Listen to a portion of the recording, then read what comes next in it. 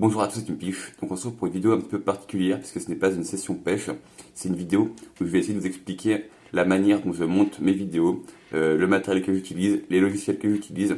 Vous êtes beaucoup à me poser les questions en DM ou alors dans mes commentaires et je me suis dit que pour tous ceux qui voudraient se lancer ou qui se lancent récemment sur YouTube, ça serait cool de vous expliquer ça en vidéo. Donc tout d'abord, ce qui est dur quand on se lance sur YouTube, c'est d'utiliser les outils adaptés, donc les bons logiciels, d'avoir la bonne caméra, la bonne façon de filmer, parce que vous allez voir, pour moi, c'était compliqué au départ.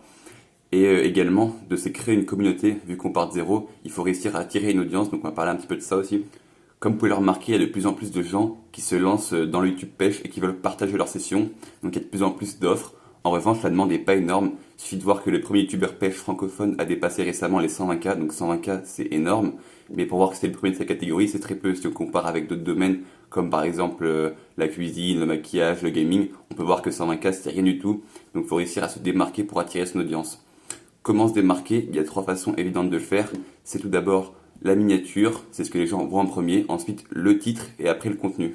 Donc au niveau des miniatures, je suis pas un grand spécialiste, je l'ai fait sur téléphone, mais ça tombe bien parce que justement j'ai découvert une application qui pourtant est assez connue, qui permet de faire des contours, des découpages, des effets, qui est simple d'utilisation, qui s'appelle PixArt, donc c'est très simple. Pour ma part, je fais une capture d'écran par exemple d'un moment où la canne plie sur mon PC, je l'envoie par mail sur mon téléphone et ensuite juste à la modifier, à faire les découpages, les contours, et hop, je l'incruste dans mon YouTube Studio, et ça me fait de la miniature, et c'est vraiment instinctif, donc je vous mettrai le lien de l'application en description pour ceux qui veulent.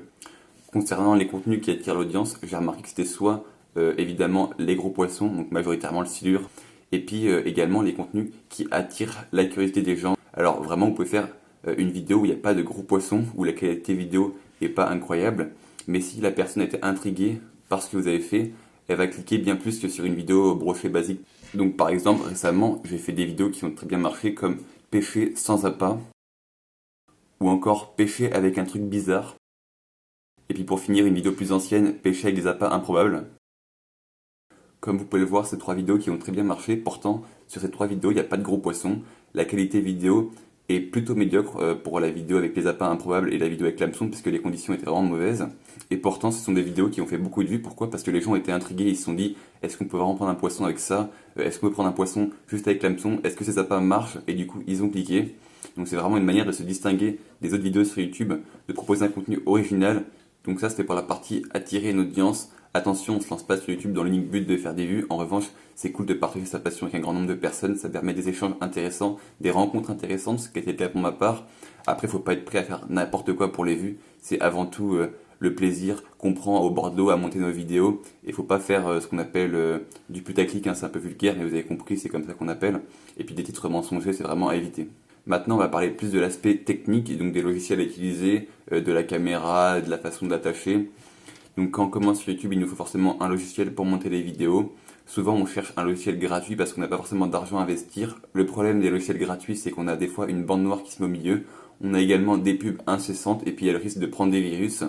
En revanche, récemment, j'ai également eu besoin d'un logiciel gratuit pour faire les montages, car j'ai dû les faire sur un autre PC durant une certaine période.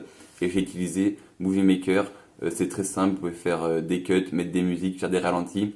Les problèmes, en fait, c'est que des fois, le film bug où il y a certaines fonctionnalités que vous pouvez pas utiliser comme vous voulez, comme les zooms par exemple, et ça prend également un temps fou pour importer une séquence à votre film. Du coup, en logiciel payant, depuis le début, j'utilise Adobe 15, j'ai jamais eu de problème avec.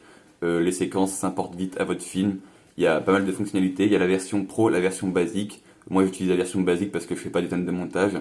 Et d'après ce que j'ai pu entendre, il y a également Filmorama qui est pas mal, qui est utilisé par certains de mes collègues youtubeurs. Donc je vous mettrai les noms des logiciels et puis également du matériel que j'utilise dans la description pour les intéresser. Je sais qu'il y a également une partie d'entre vous qui veulent entretenir leur chaîne YouTube sur leur téléphone. Donc je fais également des montages sur téléphone parce que je dois en publier sur Instagram ou Facebook des fois. J'utilise Power Director. Pour le coup, c'est vraiment très basique comme application, c'est gratuit. Vous pouvez juste faire des cuts, assembler les vidéos entre elles. Mais bon, pour voir sur téléphone et que c'est gratuit, il n'y a rien à dire. Au niveau des caméras, je pense que vous connaissez tous la GoPro. C'est une caméra qui offre une très bonne qualité vidéo. En revanche, c'est cher et on n'a pas tous autant d'argent à investir dedans, surtout quand on débute. J'ai testé auparavant trois caméras et jusqu'à maintenant, celle pour moi qui offre le meilleur rapport qualité-prix, c'est la G-Haze. Donc elle est actuellement à 100 € à Decathlon. Elle a une très bonne qualité vidéo en bonnes conditions, et je précise en bonnes conditions parce que quand vous avez des grosses différences de luminosité, notamment en forêt ou quand il pleut, ça en devient flou et c'est vraiment dommage. Il y a beaucoup de mes vidéos que j'ai fait en forêt qui sont un petit peu gâchées à cause de ça. Alors que, au contraire, quand je suis dans un champ qui fait du soleil, que je suis pas ébloui, bah, la qualité est vraiment bonne. Donc forcément, avec la caméra, il y a le boîtier qui va avec.